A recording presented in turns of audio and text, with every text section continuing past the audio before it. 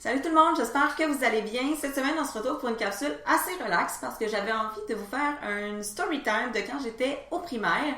Donc, si ça vous intéresse, j'ai déjà fait la capsule sur ma maternelle et sur ma première année. Je vais les mettre dans la barre d'informations pour que vous puissiez aller voir ça.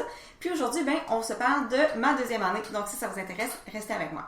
Premièrement, j'étais dans la classe de Madame Joanne en deuxième année. Moi, je me rappelle de tous mes profs du primaire, que ce soit mes titulaires ou mes profs d'édu ou mes prof d'art plastique, je me rappelle de tout le monde. Puis Madame Joanne était vraiment spéciale parce que c'était vraiment comme une petite maman, puis elle prenait vraiment bien soin de nous comme si on était ses enfants. Puis je me rappelle qu'au début de l'année, elle m'avait demandé, tout bonnement comme ça, on était dans le rang, on revenait genre de la toilette. Je me rappelle exactement où on était dans l'école, en rang, puis elle m'a dit « Ça te dérange-tu si je t'appelle Marie-Flo-Flo? » Puis là, j'avais trouvé ça vraiment cute, puis j'avais dit oui. Fait qu'elle m'avait appelé comme ça tout le reste de l'année. Je me rappelle aussi qu'on faisait le projet de l'enfant vedette. Si vous êtes de ma génération, peut-être que vous avez vécu quelque chose de semblable parce que c'était vraiment populaire dans les classes. Je me rappelle que c'est pas la seule année où on a fait ça. Dans le fond, l'enfant vedette, c'est que une semaine dans l'année, c'était comme nous, l'enfant chouchou de la semaine. Puis ce que ça faisait, c'est que au début de l'année, je pense que les profs l'enseignante avait demandé à nos parents de nous écrire une lettre avec des compliments, puis pourquoi ils nous aimaient, puis tout ça. Fait que pendant cette semaine-là, il y avait un moment où est-ce qu'on se faisait lire la lettre de nos parents devant tout le monde. Puis je sais pas s'il y avait d'autres activités durant la semaine, mais celle que je me rappelle le plus, c'est qu'on avait le droit d'emmener le toutou de la classe avec nous à la maison durant la fin de semaine. Je me rappelle que j'avais le droit d'emmener Toudou à la maison. C'était un gros ours en peluche. Il était comme brun chantin, là, puis il était quand même... C'était pas un petit toutou, là, c'était comme un gros toutou. Fait que là, je l'avais emmené comme ça dans mes bras. Puis ça m'avait tellement fait du bien, là, genre je le traînais partout durant la fin de semaine, puis le but c'était qu'on prenne des photos. Non, je sais pas si le but c'était qu'on prenne des photos, mais je me rappelle que le lundi, il fallait qu'on explique ce qu'on avait fait faire à Toudou à la maison. Donc je me rappelle, j'ai encore une photo dans ma tête, je l'ai pas retrouvée, mais je suis assise dans mon lit puis j'ai fait la lecture d'un album, c'est vraiment trop cute, mais j'avais vraiment trippé. Puis ça m'a vraiment marqué. Puis moi, j'étais dans une école à aire ouverte au primaire, mais dans chaque aire, il y avait une classe fermée, donc elle avait des murs puis une porte. En deuxième année, j'étais pas dans une classe comme ça, mais je me rappelle que l'enseignante qui était dans la classe fermée, juste en arrière de nous, était vraiment amie avec mon enseignante, Joanne. Fait qu'elle venait souvent dans la classe faire des petites blagues, nous taquiner, jaser avec notre enseignante, puis c'était vraiment drôle. Il y avait comme une belle amitié entre les deux.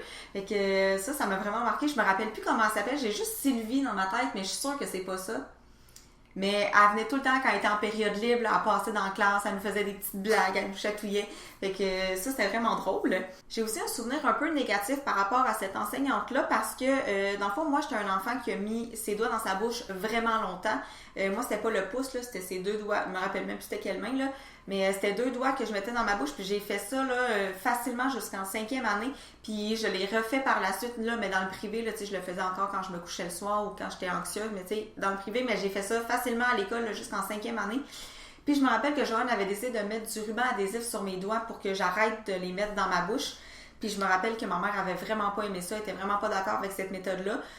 Puis honnêtement, je pense que c'est quelque chose que j'oserais jamais faire à un de mes élèves. Là. Je veux dire, il me semble que ça me regarde pas. T'sais, c'est sûr que si je vois qu'il y a un élève qui a un tic comme ça, qui est dérangeant puis qui peut être désagréable ou qui peut faire rire de lui, c'est sûr que je vais en parler aux parents, mais je vais pas moi-même mettre un moyen en place comme ça pour l'enfant. Fait que je me rappelle que ma mère avait appelé à l'école pour dire que c'était pas correct.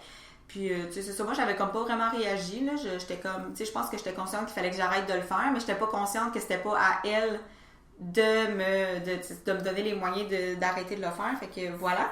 Aussi, un autre souvenir de ma deuxième année, mais qui n'a pas rapport avec l'enseignante ou avec l'école, c'est que, dans mon quartier, il y avait beaucoup d'enfants, donc on jouait souvent ensemble le soir après l'école, la fin de semaine. Donc, moi, j'habitais sur une rue quand même assez passante, mais la rue en arrière, c'est là que tout le monde habitait, comme les petites rues en arrière.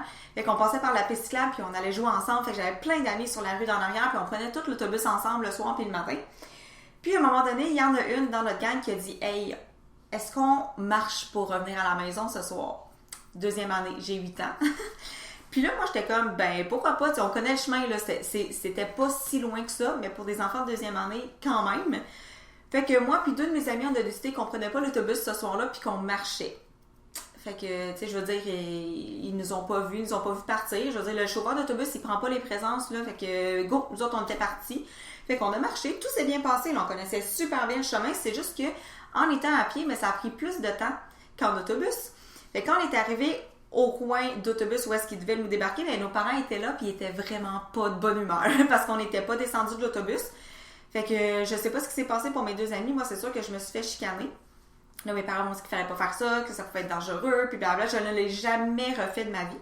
Sauf que ce soir-là, mon père avait eu des billets pour aller voir Disney on Ice. Puis là, mes parents, je me rappelle qu'ils ont vraiment hésité. Est-ce qu'on la punit puis on l'amène pas? Ou bien ça tombe juste vraiment mal puis on l'amène quand même, tu sais? Mais dans ma tête d'enfant, tout ce que je me rappelle, c'est que ce soir-là, j'ai décidé de marcher au lieu de prendre l'autobus. Que je me suis fait chicaner, évidemment, par mes parents, mais que j'ai quand même pu aller voir le spectacle de Disney on Ice. Fait que moi, dans ma tête d'enfant, ce que j'avais fait, c'était pas tant grave finalement parce que j'étais allée voir le spectacle quand même. Mais pour vrai, je l'ai jamais refait, j'ai jamais remarché, j'ai toujours repris l'autobus. Surtout qu'à un certain moment, mon frère est rentré au primaire puis il fallait, tu sais, je me sentais comme la grande sœur puis il fallait que je le surveille puis que je m'assure qu'il soit dans l'autobus puis qu'on débarque au même arrêt puis que je le ramène à la maison puis tout ça. Fait que je ne l'ai jamais refait par la suite. C'est ce qui complète mes souvenirs de la 2e année. Si jamais vous avez des souvenirs vous aussi à partager avec moi de votre 2e année ou si vous avez des expériences similaires aux miennes, je vous invite à les laisser dans les commentaires. Et sur ce, n'oubliez pas de vous abonner si ce n'est pas déjà fait et d'actionner la petite cloche pour avoir des notifications chaque fois que je mets en ligne une nouvelle capsule. Et on se revoit dimanche pour un vlog puis mercredi prochain pour une autre vidéo de prof. Bye!